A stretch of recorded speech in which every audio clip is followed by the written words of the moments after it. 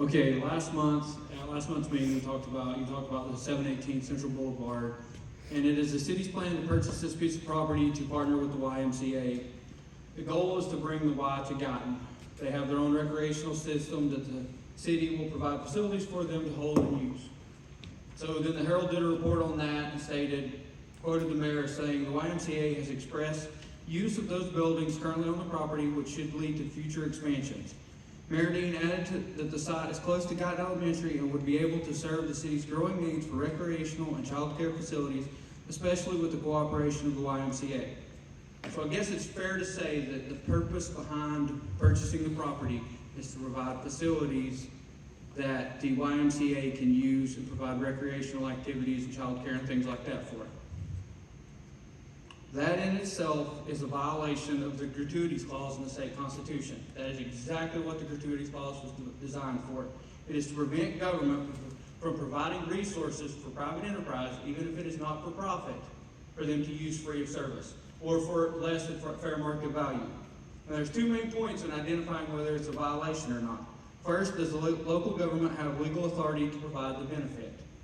So I went through the city charter, and nowhere in the charter is recreational services mentioned. The only mention of recreational facilities is that the city is allowed to purchase them through the condemnation process. There's nothing about child care or anything like that.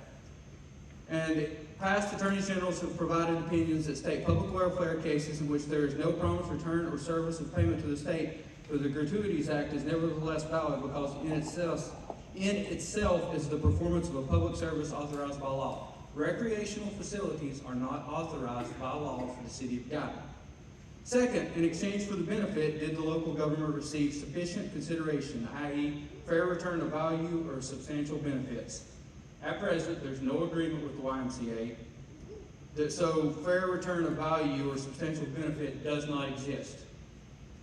Even if there's an agreement reached, there's no way that you're going to get fair market rental value out of that property.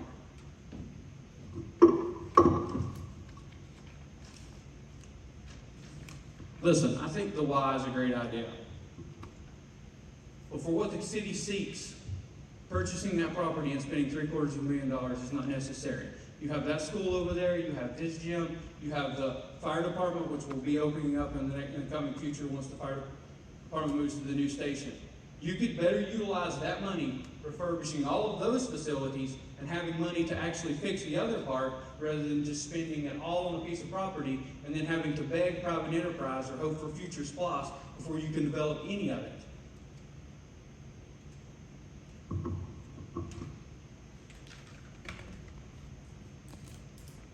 Thank you, sir.